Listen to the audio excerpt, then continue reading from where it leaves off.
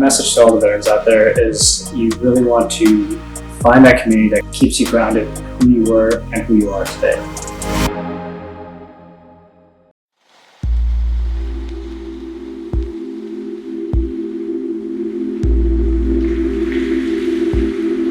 My name is Zeeshan Parvez. I'm a PhD student at UCLA, and I'm currently studying materials chemistry and clumped isotope geochemistry.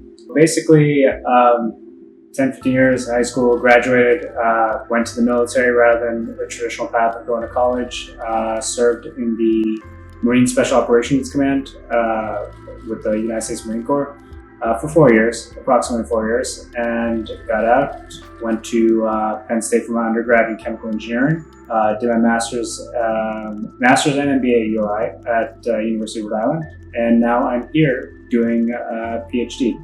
Rhode Island is my home. Grew up in the smallest state. For me, I've always had an affinity to the military. My father was really big on trying to get me into the Air Force to be a pilot, which was his dream, but he never really got the chance because his parents never really supported that, especially in the Pakistani military. I mean, I guess I was polarized by the special operations teams.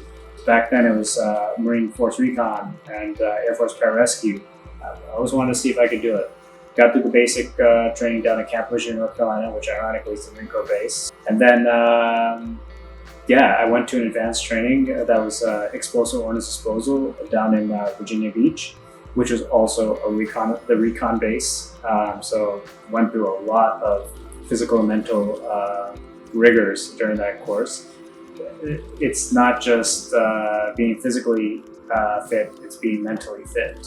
It's a tough path, especially when you're young, because you don't have the experience. So you gotta compensate with that, with your physical fitness, mental fitness, and also intellect. So yeah, that kind of really set my path forward. I performed pretty well in the class, and I was like, hey, this is for me.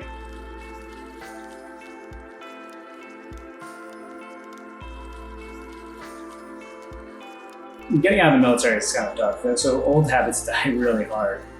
Some of them honestly still stick to this day.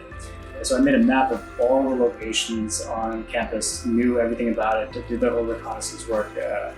Getting out, you are kind of like that. You're programmed, you don't lose that stuff. So I tried to make friends with some of my peers. They were, imagine this, you have X amount of experience overseas doing all this stuff in clandestine operations. Now your peers, right, are 18-year-old high school students or just got out of high school and actually don't even know what they're doing with their lives. It was tough to connect.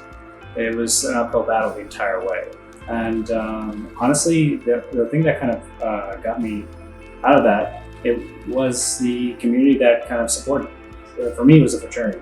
It is a South Asian interest fraternity, and basically it's a social fraternity. It wasn't an academic version of it and so forth. It was a social fraternity that was really building up the brothers into just professionals. It was tough, but I had peers that went through the same process, and they helped me out with that.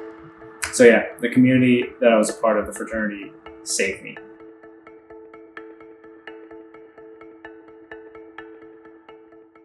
I figured out that I didn't want to do process engineering or chemical engineering in the traditional scope, and I migrate out of that kind of field. I want to kind of do what I was doing in the military. I decided to do initially a master's and then concurrently with that an MBA. I did an energetic chemistry, and I basically revisited all the stuff I did in the military and migrated the skill set that I acquired in the military to that. I was doing the business portion as well because at least I valued the business aspect of things and the interpersonal kind of skill set that the MBA could provide as well, which it helped out quite a bit. A typical day was kind of tough. I mean, day would start quite early, probably around 7:30, 8 a.m. At the beginning, there were classes, of course, but I also had them peppered in with lab work. So when you were in class, you were in lab. But then afterwards, usually when my peers went home, I drove about 20 minutes, 30 minutes to Providence to attend night classes for my MBA. So basically those classes would start at like 7 and then go to like 9 or 10. And this was throughout for 2 years.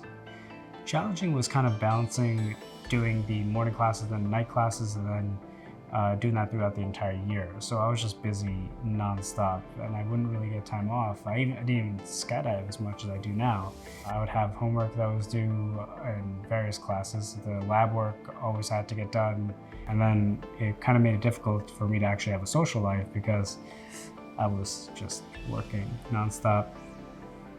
I think that was the most difficult part. You didn't really have a social life.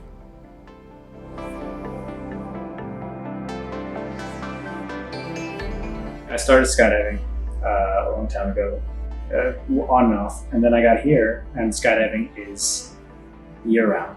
So I was able to kind of do it more and more, and I started developing a community of friends that were in that arena, that were doing the same thing.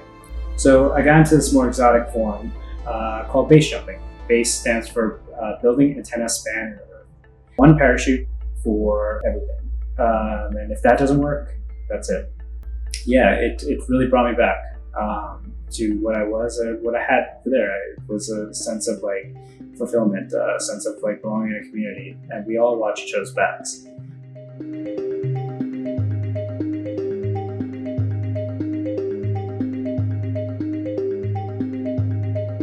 The Veterans STEM initiative that I'm starting is for, honestly, basically veterans who've gone through the same thing. Scientific majors are tough to transition into because a lot of veterans don't have that background. And that's a lot of the issues with veterans. They don't feel like they belong.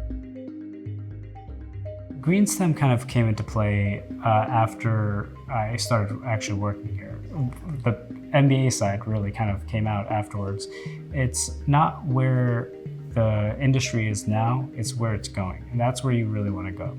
Where there's massive growth, that's where you want to kind of put your eggs in that basket. So green STEM specifically, there's a need for it. CO2 sequestration, removal of carbon dioxide from the atmosphere, greenhouse gas reduction, kind of like reducing our actual impact because it is actually an important thing.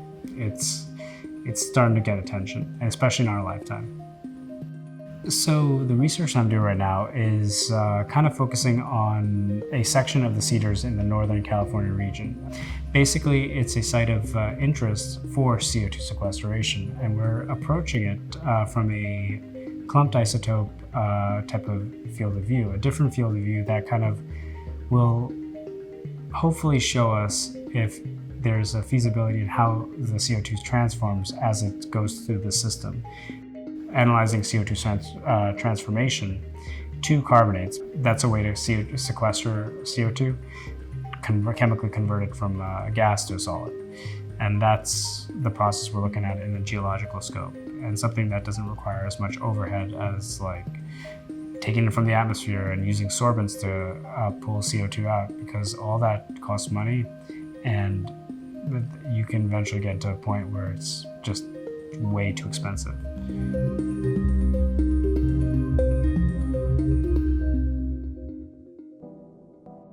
Big picture, ideally, I'd want to own my own company that kind of targets this type of work. There's a lot of money out there for organizations to kind of build and kind of grow up like that. And mine is more acquisition of funding for the tech that I believe is going to change the world. And that is where I find myself in this build. Not the boots on the ground in terms of making this tech and so forth. It's more of seeing, hey, this is the tech that's available. Which one is feasible? Let's see if we can get funding for it. Let's see if we can actually put this into a real world application where we can fix stuff on a large scale. Take 4 years off, or take 8 years off, or take however much time off from this traditional path of academia, going from high school, going over there, take a non-traditional route, you're going to fall back in some cases. But you will also gain a certain set of skills, a certain level of grit and adaptability. This is the message that I kind of got. Always lean into your strengths and allow them to create the environment around you and kind of dictate where you go and how you polarize other individuals.